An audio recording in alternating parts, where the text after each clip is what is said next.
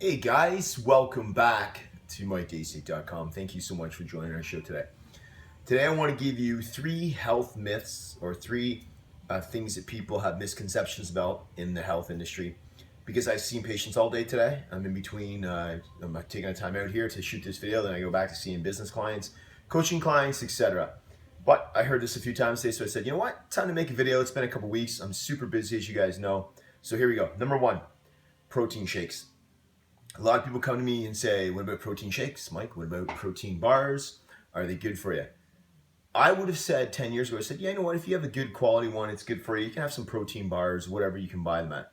However, when I started running labs on people, when I started running labs on their digestion, their indican, how well they break down protein, gut bugs, bacteria, H. pylori, the ones who had the protein shakes and the protein bars had way more gut dysfunction than the ones who didn't. For example, I uncovered that they couldn't break down protein. The enzymes didn't in their body didn't recognize the synthetic protein blends. Had clients come up with H. pylori more so than the ones who didn't. I started seeing trends, including myself.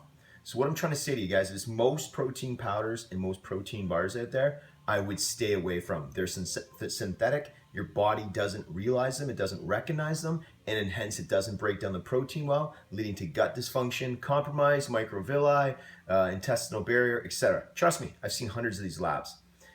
There is some good quality protein powders, maybe one or two out of 100 that I would recommend from some of my great practitioner friends. I'm not going to say them here. If you want, reach out to us. I'll gladly give them to you. There's only, one or two out of 100 that I recommend from the top quality people who really know what they're doing from this space. But the most of them, folks, you're wasting your money. You're getting bloated. They're not doing what you think they're doing. Trust me, this week alone, I've gotten 3 people off them. And within a week, their bloating went down. They feel better. It's unbelievable. Number 2, all coffee's bad for you. Caffeine's bad. No, folks, understand this.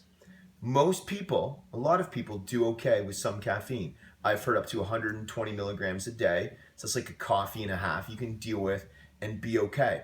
It's the excessive amounts of caffeine in coffee that people have a hard time with. Also, you guys think, well, that's easy, Mike. Mr. Captain Obvious, that's great. Don't have more than a cup and a half a day. That's easy enough said than done. Also, a lot of people we find have this gene called the CYP1A2.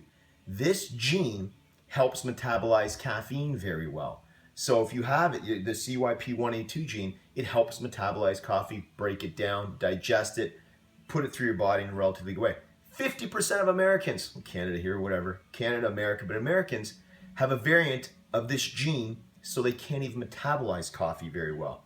So think about it, 50% are good with coffee, a cup and a half a day, 50% can't handle it. The ones who do well with it, it's been shown to improve heart disease, so it improves your heart. It's been shown to increase energy levels. It's been shown to help with Parkinson's disease, etc. The ones who don't metabolize coffee very well, caffeine for that matter, the caffeine and what we're talking about, they're going to have blood pressure issues with the heart, all the opposite of what I just said. We can test for that gene. Other people can test for it. Think about it.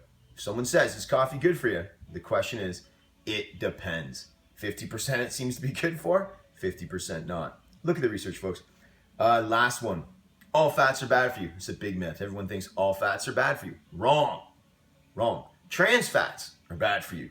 Chips, cookies, all that garbage you people eat. Not you people, because you actually eat well, but people eat. Good fats, as I've talked about, like the saturated fats I mentioned, like the avocados, like the coconut oil, the almond butter, the nut butter, the good fatty fish. I have brain octane, as I said on previous shows. Very good for you. These saturated fats, right? A lot of them are medium chain triglycerides, right? MCTs, MCT oil I had as well too, are great for your cell membranes. They're great for your hormones. Your hormones come from these fats. Remember that. So you get all these good healthy hormones, testosterone, estrogen, progesterone, etc., are made from fats, right? We talk about acetylcholine A, etc. So healthy fats, as I just said, are really good for you. Get those into you, right? Get the olive oil, the coconut paste, as I said. Get the avocados, right? Get them into you. They're great for you. So anyone says fats are bad, wrong. Those fats make you skinny that I just mentioned. The other trans fats, they're terrible. 3 quick tips, 3 myths I wanted to bust. Any questions? Reach out to our team. info@MikeDaciuk.com.